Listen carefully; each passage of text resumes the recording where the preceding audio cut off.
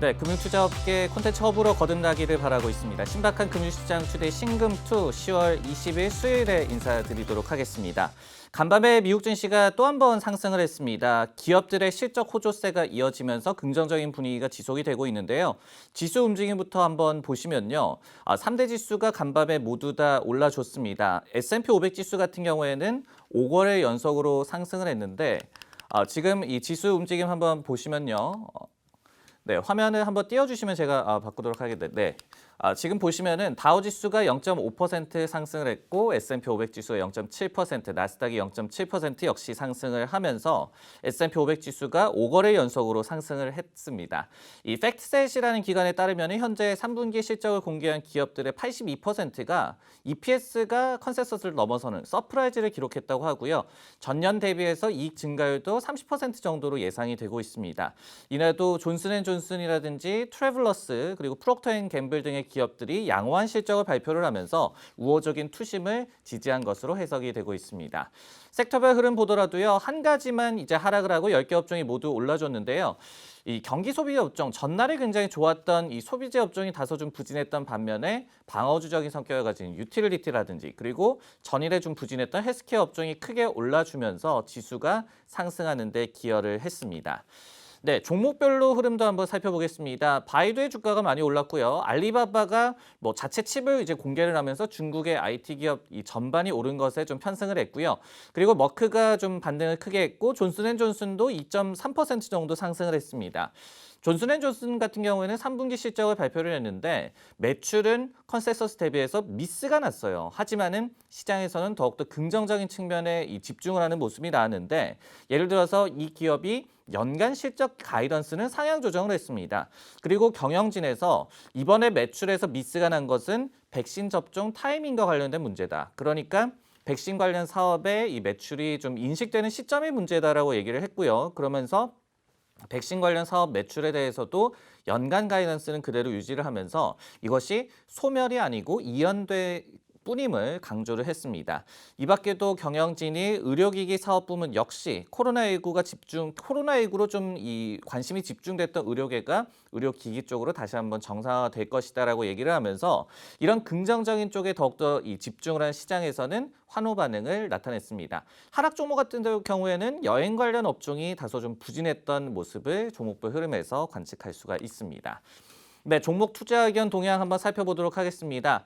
전기차 인프라 관련 업체죠. 차지포인트, 우리나라 투자자들도 많은 좀 관심을 갖고 있는 종목인데 스티펠이라는 IB에서 매수 커버리지를 새롭게 게시를 했고요. 목표 주가 29달러를 제시를 했습니다. 당연히 전기차 인프라 전반이 좀 확대되는데 수혜가 기대된다라고 얘기를 했고요.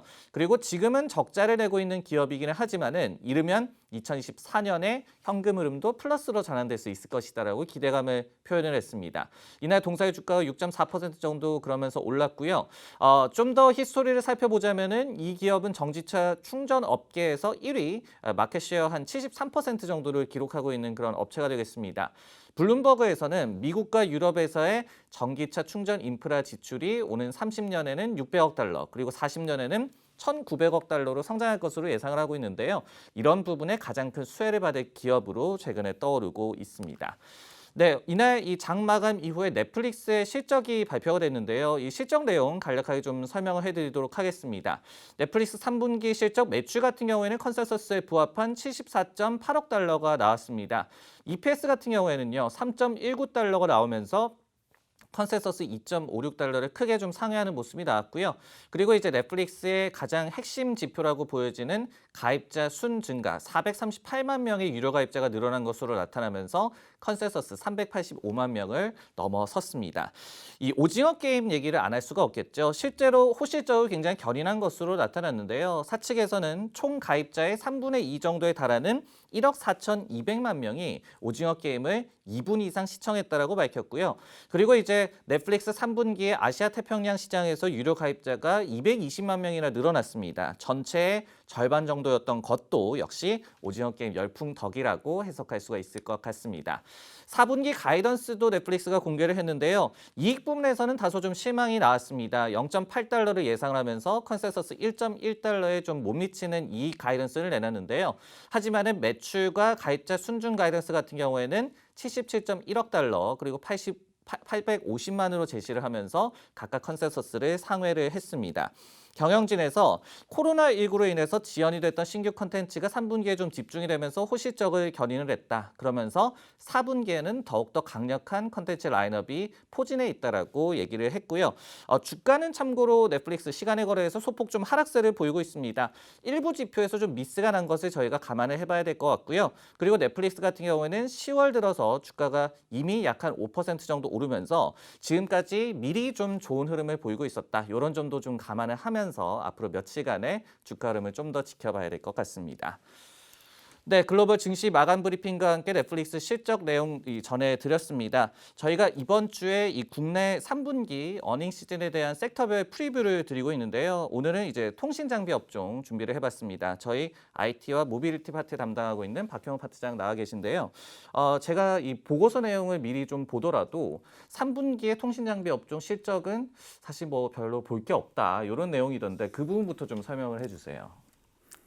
네, 안녕하세요. 신한금융투자 박형호입니다. 오늘은 고영민 연구원 대신해서 이제 통신 장비 산업 3분기 프리뷰를 말씀드리고자 나왔고요. 네. 결론부터 말씀드려보면 3분기는 조금 아쉬운 게 맞습니다. 그렇지만 핵심은 단기 실적이 아니라 2022년의 기술 방향성, 투자 방향성이 아니겠느냐 하는 동향을 말씀드리고자 합니다. 장표로 설명드리면 좀 더 좋을 것 같은데요. 일단 3분기 실적은 이제 파란색 그래프를 봐주시면 됩니다. 2분기 황토색 내용 그리고 3분기 우리 회색 컨센서스보다 못 미치는 게 사실이에요. 그러나 이게 그렇게 나쁘지 않은 숫자인 배경은 작년과 올해 초까지의 이 통신 장비 기업들의 실적을 영업이익을 보면은 뭐 속되게 표현하면 아수라장이었습니다. 적자 나고 돈 못 벌고 이제 엉망이었어요. 네. 그랬던 숫자가 2분기부터 해서 분명히 올라오고 있다. 우리의 기대치보다는 못하지만 그래도 올라온 건 사실이다라고 보고 있고요. 이제 컨센서스에 하회하는 거는 분명히 말씀을 드려야 될 것 같고 그 중에 좀 눈에 띄는 종목은 에이스테크인 것 같습니다. 에이스테크 같은 경우에는 이제 뭐 양면에 좀 동전 같은데요. 좋은 부분은 계속 적자 내고 힘들었던 기업이 확실히 세게 돌아섰어요. 반면에 그 이상으로 실적을 기대하고 있었으나 거기보단 숫자가 좀 덜 나왔다 정도인 것 같고요. 다른 기업들은 이제 월별로 9월이 좀 부진해서 3분기가 어려운 상황. 이렇게 통신 장비 업종을 요약해 볼 수 있을 것 같습니다. 지금도 뭐 9월에 조금 부진했다 이런 말씀을 해주셨는데 저희가 분기 실적도 석 달을 좀 집계를 하다 보니까 예를 들어서 IT 부품이나 전기전자 업종은 오히려 시간이 갈수록 그러니까 9월로 갈수록 환율상의 좀 이점이 좀 부각이 되면서 실적이 좀 좋아졌다 이런 내용이 있었는데 그러면 이제 통신장비 업종은 좀 정반대 흐름이었다 이렇게 보면 되는 겁니까? 네, 맞습니다. 전반적인 흐름이었고요. 몇 가지 요인들이 있는 것 같아요. 네, 먼저 네. 한 가지는 뭐 제가 담당하는 IT 부품 전기전자와 비교해서 설명을 드려보면은 IT 산업 전반적인 동향입니다. 이게 뭐 반도체 부족 또는 상반기에 베트남, 말레이시아를 중심으로 한 아시아에서의 코로나19 확산으로 생산 차질이 발생했던 부분이 있고요. 이제 9월 들어서는 중국 전력난 차질까지 있었죠. 이런 부분들 때문에 저희 쪽에서도 공급 차질이 확인이 됩니다. 반면 IT 부품 전기전자 같은 경우에는 공급 차질이 있어도 미리 가지고 있던 재고로 어느 정도 메꿀 수 있어요. 하지만 전방 투자 업계에서는 투자를 할 수가 없었다. 장비를 늘릴 수가 없었다라는 점이 이제 문제가 됐던 걸로 보이고요. 그래서 이게 큰 문제였다고 저희는 생각을 하고요. 또 한 가지는 이제 저희 고영민 연구원의 의견인데요. 네. 보시는 그래프로 이제 장표로 내용은 미국의 민주당과 공화당이 3분기 말까지 이제 인프라 투자 법안을 표결하려고 그랬어요. 그래서 결정을 지었어야 됩니다. 그러나 이게 밀렸습니다. 그렇다 보니까 안 그래도 IT 공급 차질이 있는 상황에서 미국의 인프라 투자에 뭔가 주춤한 동향이 보였다라는 거고요. 보통 우리는 분기 실적만을 확인하지만 좀 더 세세히 월별 실적도 체크를 하고 있습니다. 통신 장비 기업들 7월이랑 8월은 다들 견조했어요. 반면에 이제 9월이 조금 아쉬운 숫자가 나온 거고 이렇게 본다 그러면 4분기에도 조금은 뭐 적자는 아니겠지만 그렇게까지 좋은 실적을 기대하긴 어렵지 않을까라고 생각을 하고 있습니다. 네, 근데 이제 보면은 미국에서 인프라 법안 같은 경우에도 결국은 또 통과가 될 문제다 이런 좀 얘기들이 많이 나오고 있는 것 같고 이런 점들을 좀 감안을 해봤을 때는 앞으로를 그러면 통신장비 업종의 실적을 좀 예상을 해본다면은 큰 그림을 어떻게 그려볼 수가 있을까요? 사실은 저는 3분기 뭐 중요할까 싶습니다. 다시 한번 제가 담당하는 IT 부품과 비교를 해보면은 네. 아까 말씀 주셨지만 IT 부품 전기전자 산업 3분기 실적 굉장히 좋아요. 3분기 올라오고 4분기도 증익인 기업들이 대부분입니다. 하지만 저는 이 기업들 실적 좋다고 지금 사자고 말씀드리지 않아요. 3분기, 4분기 실적 좋은 게 무슨 의미가 있냐라는 생각이고요. 우리가 지금 봐야 될 거는 공급 차질과 수요의 불확실성이 큰 상황에서 이거 상관없이 2022년에 방향성이 또는 신기술에서 낙수 효과를 받는 방향성이 보이는 기업들을 골라보자라고 생각을 하고 있고 그게 저는 통신 장비라고 저희는 이제 생각을 하는 한 파트이고요. 네. 그래서 이거를 조금 더 모바일 캐리어 중심으로 말씀을 드려보면요. 이제 보시는 그래프입니다. 왼쪽에 있는 그래프는 이제 모바일 캐리어들의 투자 동향을 좀 요약해 본 거고요. 국내 기업들 그리고 글로벌 통신사들 이렇게 모아봤습니다. 보시면 이제 회색 그래프 국내 통신 3사가 그나마 이제 올해 계획했던 캐펙스 대비해서 조금 덜 집행한 상황이고요. 나머지 기업들은 상반기까지 절반 이상의 캐펙스를 이미 집행했었습니다. 그러니까 나오고 있다는 거예요. 연말에 공급 차질 또는 미국의 이런 이슈들로 잠시 주춤하지만 방향성은 분명하다라는 생각을 해보고 있고요. 오른쪽에 있는 테이블을 봐주시면요.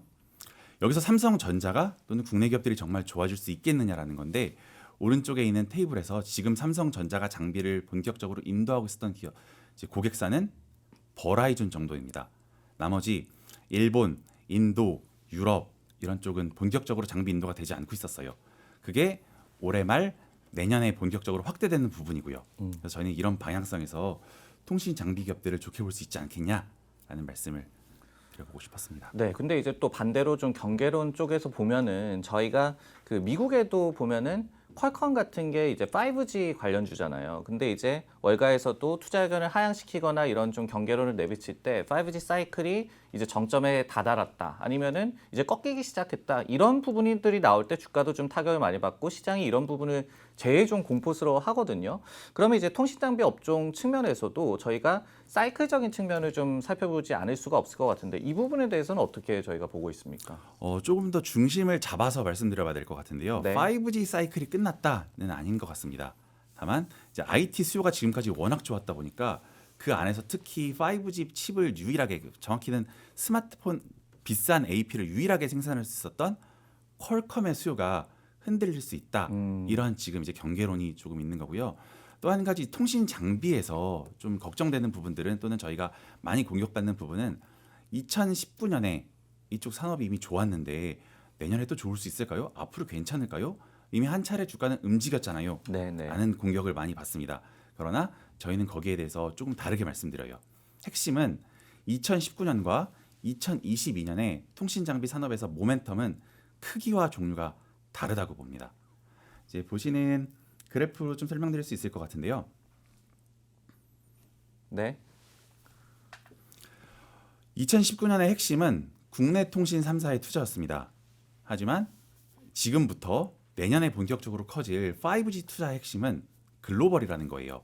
한 예로 국내 이제 최대 통신사인 SK텔레콤의 올해 캐펙스 규모를 저희는 이제 저희 통신 담당자와 통신 장비 담당자는 2조에서 3조 원 사이의 규모로 생각을 하고 있어요. 근데 글로벌에서는 버라이즌 한 회사만 20조 원 투자를 합니다. 이 규모가 늘어났을 때 유럽과 일본, 중국으로 확대됐을 때 과연 통신 장비 업체들이 어떤 수혜를 받을 수 있겠느냐라는 말씀을 드려보고 싶었던 거고요. 이를 고려해 본다 그러면은 2019년은 국내만 좋았던 거다. 반면에 내년부터는 글로벌로 확대되면서 이제 한국 기업들, 한국 통신사들까지 낙수 효과를 받을 수 있다라고 보는 거고요. 또 한 가지 차이는 삼성전자 그리고 우리가 보고 있는 뭐 KMW, 에이스테크를 시작으로 한 작은 중소형 통신 장비사들은 글로벌 업체들의 제대로 장비 인도를 지금까지 하지 못했습니다. 그쪽에 의미 있는 유의미한 벤더가 아니었어요. 그러나 지금 미중 분쟁의 결과로 반사수혜로 삼성전자가 또는 국내 통신 장비사들이 그 자리를 꿰차고 들어가고 있는 상황이고요. 그렇다고 하면은 여기 보시는 2021년, 22년, 23년에 이 고객사들이 확대되는 또는 글로벌 업체들의 투자가 확대되는 동향에서 우리나라 기업들을 주목해야 되지 않을까, 우리나라 기업들도 주목해야 되지 않을까라고 말씀드리고 싶습니다. 네, 통신장비 업종에 대해서 3분기 어닝 프리뷰 그리고 앞으로까지 투자 전략까지도 말씀을 드렸습니다. 저희는 조금 뒤에 다시 한번 돌아오도록 하겠습니다.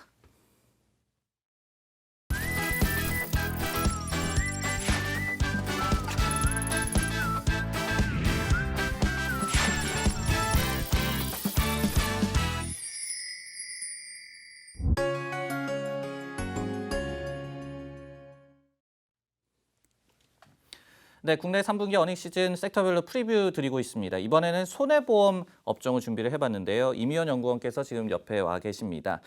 저도 이제 보고서를 미리 봤는데 보고서 제목이 하나도 빠짐없이 다 좋습니다더라고요. 그만큼 시장 컨센서스 대비해서도 우리의 추정치가 굉장히 좀 높은 것 같은데 이렇게 손해보험사들 실적이 좋게 예상되는 이유는 뭔지 좀 설명을 해주세요. 네, 네, 안녕하세요. 기업분석부에서 보험증권 업종 담당하고 있는 임희연이고요. 사실 지금 말씀하신 것처럼 보험사들 실적이 다 굉장히 좋습니다. 이 이유는 크게 이제 뭐 세 가지 요인으로 보실 수가 있는데요. 일단 첫 번째로는 보험사들이 지급하는 보험금이 굉장히 많이 줄어들었고요. 네. 이거는 주로 이제 코로나 영향이라고 보시면 되실 것 같고, 두 번째로는 이제 신계약 판매액이 줄어들었습니다. 이 부분에 대해서는 이제 숫자를 가지고 조금 더 이제 말씀을 드리려고 하고요. 네. 그리고 마지막으로는 이제 그 보험사들이 지급하는 판매비와 관리비가 또 이제 많이 줄어들었다라고 이렇게 보시면 되실 것 같아요. 그래서 이제 그 장표를 가지고 좀 말씀을 드리려고 하는데요. 네. 일단 지금 뭐 숫자로만 말씀드리면은 제가 지금 예상하고 있는 3분기 숫자들은 지금 컨센서스 대비해서 최소 뭐 9% 이상, 뭐 최대 거의 한 20%까지도 이제 더 잘 나올 것으로 예상을 하고 있고요. 주로 이제 주된 요인으로는 이제 몇 가지 지표를 가지고 좀 설명을 드릴게요.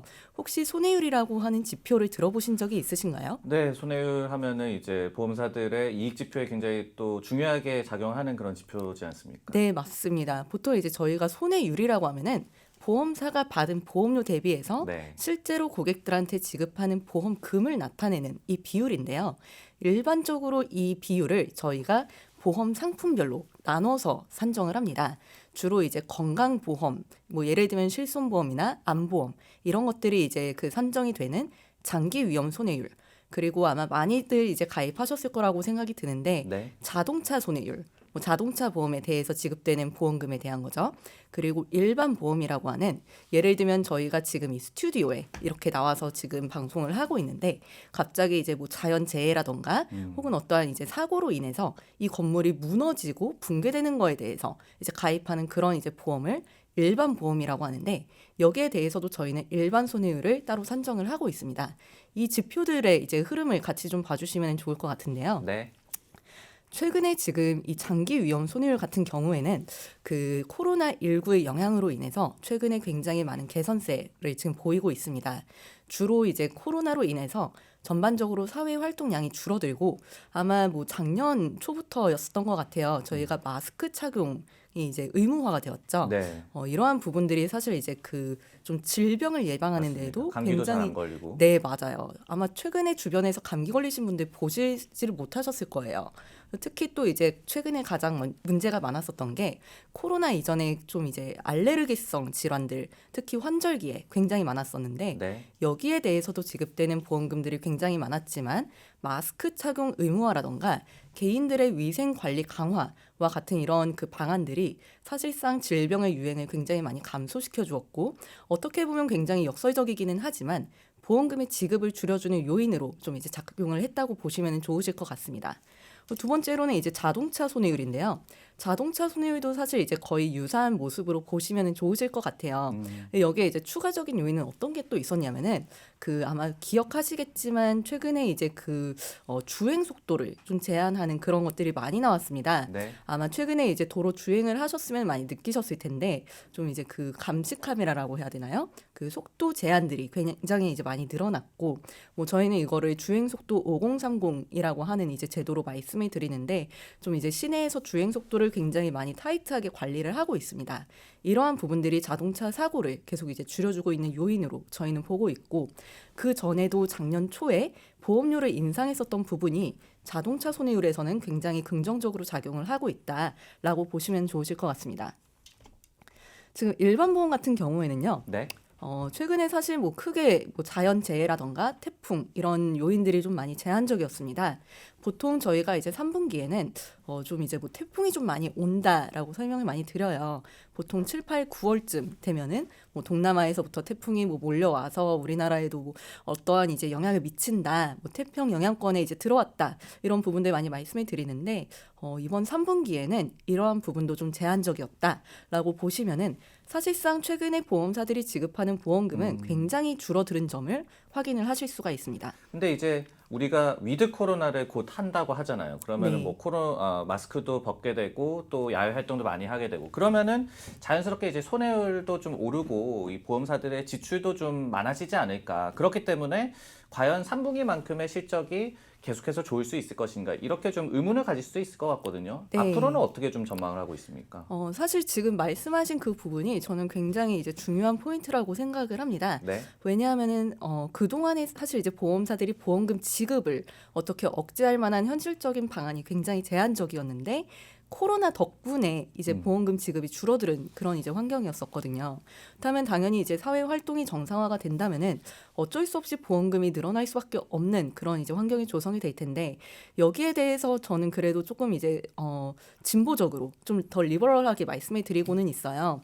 왜냐하면은 저희가 위드 코로나를 시행을 한다고 해도 뭐 마스크를 벗지는 않을 거잖아요. 혹시 앵커님 혹시 뭐 마스크 벗으실 생각이 있으신가요? 뭐 조금 그래도 습관은 들이겠죠. 예전에는 네. 뭐 미세먼지 때문에라도 마스크를 쓰라고 했는데 안 쓰다가 이제는 좀 인식이 많이 바뀌기는 했죠. 네. 예. 뭐 사실 저 같은 경우는 지금 집에 쌓아둔 마스크가 굉장히 많거든요.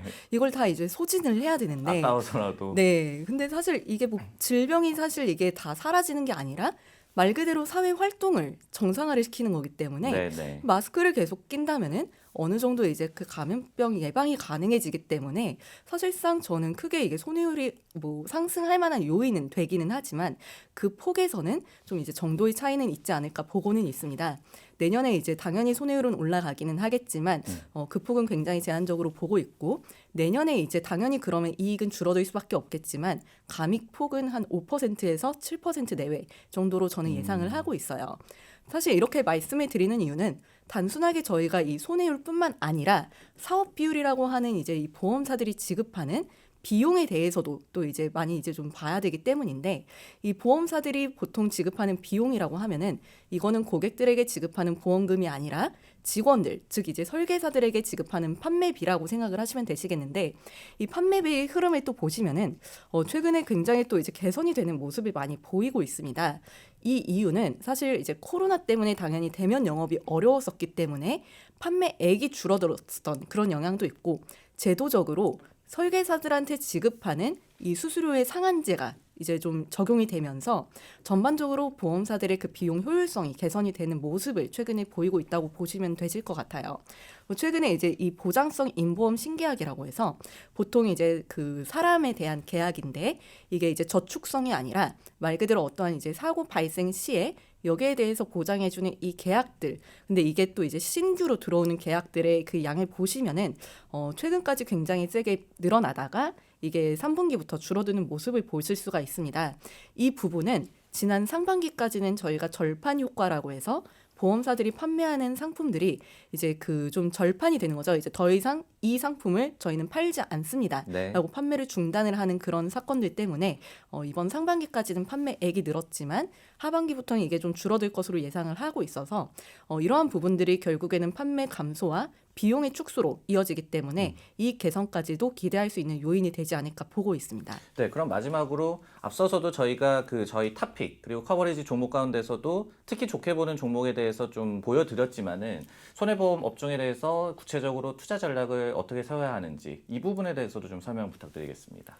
네, 사실 저는 이렇게 그 보험 업종의 그 업황이 전반적으로 좋을 때는 모든 손해보험사들 다 한꺼번에 담아도 된다라고 말씀을 드려요. 네. 앞서 이제 그 통신 장비 쪽에서는 뭐 지금 당장 이제 3, 4분기 실적이 중요하지 않은 업종이다라고 말씀을 주셨었는데 보험 업종 같은 경우에는 사실 이거를 미리 선제적으로 반영을 하기보다는 당장의 실적이 어떻게 나오느냐를 확인을 하고서 가는 업종이기 때문에 지금 이렇게 3, 4분기 실적이 안정적으로 나올 때에는 좀 이제 무난하게 담으셔도 되지 않을까 보고 있고 이 중에서 이제 좀 투자 전략을 말씀을 드린다면은 결국에는 사실 이제 내년하고 올해하고 가장 다른 점은 금리가 올라간다는 부분일 거고 결국에 금리가 올라가는 구간에서는 배당주에 대한 관심이 더 높아지지 않을까 싶습니다. 네. 이러한 컨셉에서 보험주는 굉장히 적합하다라고 저는 보고 있고 그렇다면은 결국에는 이제 좀 더 저평가되어 있고 배당 수익률이 높은 종목들에 대해서 좀 이제 관심을 가지셔도 좋지 않을까 보고 있는데 지금 삼성화재, DB손해보험 그리고 현대해상이 여기에 해당이 된다라고 보시면 좋을 것 같습니다.